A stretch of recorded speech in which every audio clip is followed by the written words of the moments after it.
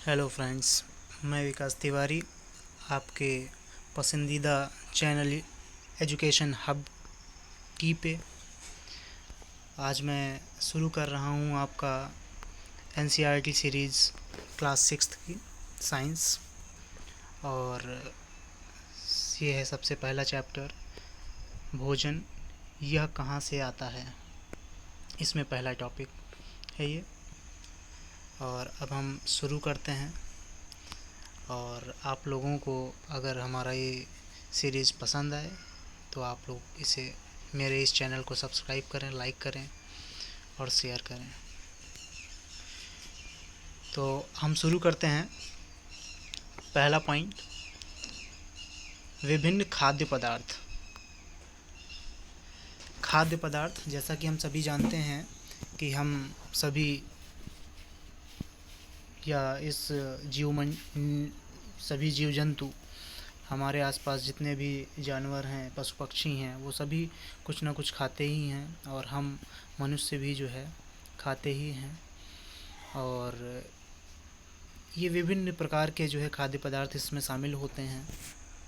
कुछ ऐसे होते हैं जो घास फूस खा के भी रहते हैं, और कुछ जीव जो हैं वो मांस खा के जीते हैं।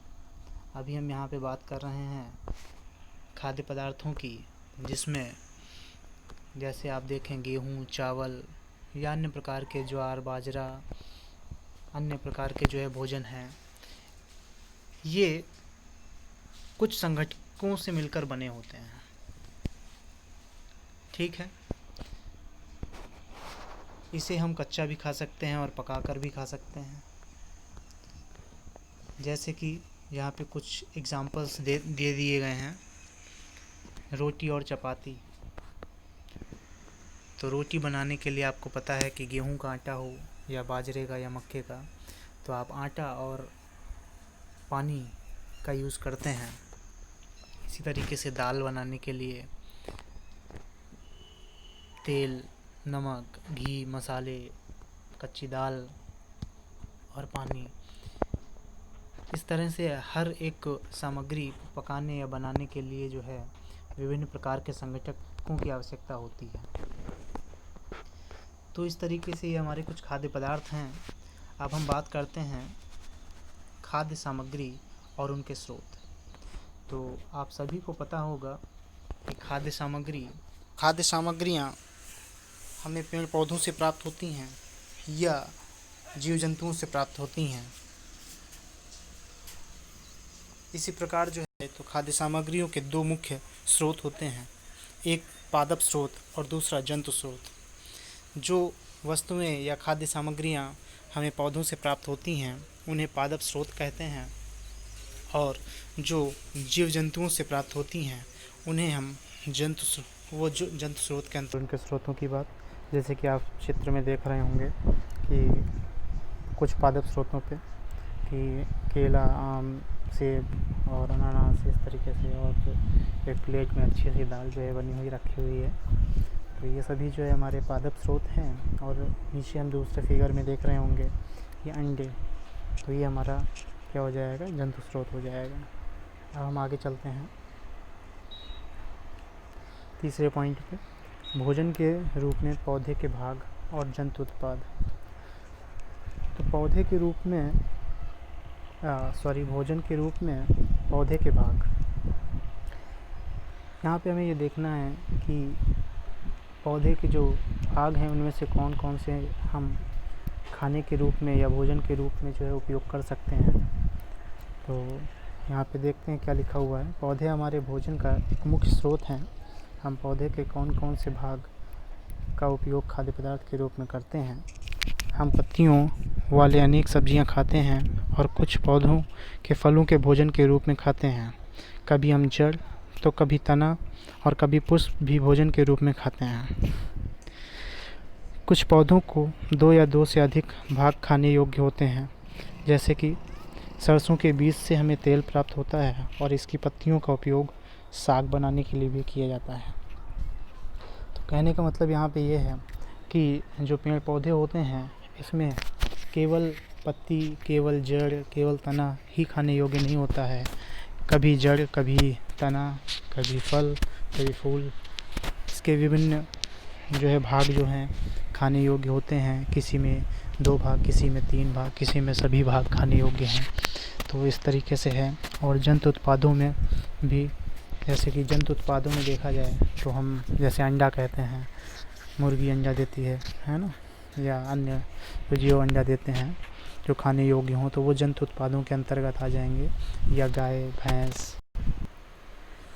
अब यहाँ पे हम देखेंगे साइड में एक फिगर दे रखा है, और इस फिगर की सहायता से हम देखेंगे कि इसमें कई बार प्रश्न आ जाते हैं कि जो पौधा है या पेड़ है वो मूल रूप से कितने तंत्रों में विभाजित होता है। तो मुख्यतः ये 2 रूपों में या 2 तंत्रों में विभाजित होता है। एक जड़ वाला भाग जिसको मूल तंत्र कहते हैं, और दूसरा भाग जो जड़ के ऊपर का होता है, तने से लेकर ऊपर, पत्तियाँ, पुष्प, फल वगैरह, वो सब जो है हमारा प्ररोह तंत्र के अंतर्गत आता है। और यहाँ पे फिगर में आप देख रहे होंगे कि पत्तियाँ तने से जिस पॉइंट से जुड़े हुए हैं उस पॉइंट को जो है नोड कहा जाता है। एक बार किसी एग्ज़ाम में ये जो पूछा गया है कि नोड क्या है, तो पत्तियाँ तने से जिस भाग से जुड़ी रहती हैं उस जॉइंट को जो है नोड कहा जाता है। ठीक है, तो यहाँ पे 2 ही पॉइंट यहाँ पे मेन है। करते हैं अगले पॉइंट में 1.4 में कि जंतु क्या खाते हैं। तो जंतु क्या खाते हैं इसके बारे में आप सभी जानते हैं। पहला तो एक प्रकार के वो जीव जंतु हैं जो शाक पर निर्भर करते हैं, जो केवल घास खाते हैं। कुछ ऐसे भी जीव होते हैं जो जीव को खाकर ही निर्भर रहते हैं, अपने को पोषित करते हैं। और कुछ ऐसे जीव हैं जो शाक भी खाते हैं और जीव जंतुओं को भी खाते हैं। तो इसी के आधार पर जो है इसको विभाजित किया गया है 3 वर्गों में, कि पहले जो केवल पौधे या पौधे के उत्पाद या पादप उत्पाद खाते हैं उन्हें शाकाहारी जंतु कहा जाता है। ठीक है, और कुछ ऐसे जंतु होते हैं जो दूसरे प्राणियों को खाते हैं, इसे दूसरे वर्ग में रखा गया है या रखते हैं। और इन प्राणियों को जो है मांसाहारी जंतु कहा जाता है। और कुछ ऐसे भी हैं जो साग सब्जी यानी कि पादप और पादप उत्पाद और जंतुओं को भी खाते हैं, उन्हें हम सर्वाहारी जंतु की श्रेणी में रखते हैं। तो यहाँ पे देखिए एक एग्जांपल दे रखा है, जैसे कि गाय 1.6 आर्टिकल में देखिए आप सीरीज़ में टेबल में, तो आप देख रहे होंगे कि गाय जो है वो शाकाहारी में है, केवल घास फूस पौधे यही जो है खाती हैं। और मांस को देखिए शेर की कैटेगरी मांसाहारी में शेर को रखा गया है, यानी कि ये किसी जीव जंतु को केवल खाता है। और इसी प्रकार से सर्वाहारी में कौवे को रखा गया है। अब आप देख रहे होंगे कि सारणी 1.5 में जो है बहुत सारे जीव जंतुओं के नाम दे रखे हैं और उनके भोजन आगे लिखने हुए हैं। तो आपको यहाँ पे केवल एक काम इतना करना है, अपने मन से कहीं रफ पे अपनी एक छोटी सी टेबल बनानी है, और जो शाकाहारी हैं, कौन सा मांसाहारी हैं, कौन सर्वाहारी हैं, उनकी एक टेबल बना डालनी है। जैसे कि हम लोग बात करें कि बाघ क्या है, तो बाघ क्या है, बाघ जो है केवल जीव जंतुओं को खाता है, मांसाहारी ये पक्षी है। और इसी तरीके से अगर हम बात करें कि मनुष्य, तो मनुष्य क्या है, ये शाकाहारी है, मांसाहारी है, सर्वाहारी है। इस के लिए आप कमेंट बॉक्स में कमेंट करें, आप बताइए, जिससे कि हमारे और आपके बीच में इंटरेक्शन बना रहेगा। ठीक है, अब हम आगे चलते हैं और देख रहे हैं आप यहाँ पे चैप्टर हो गया समाप्त। और इसमें से एक सारांश मतलब इसके जो है समरी दे रखी है।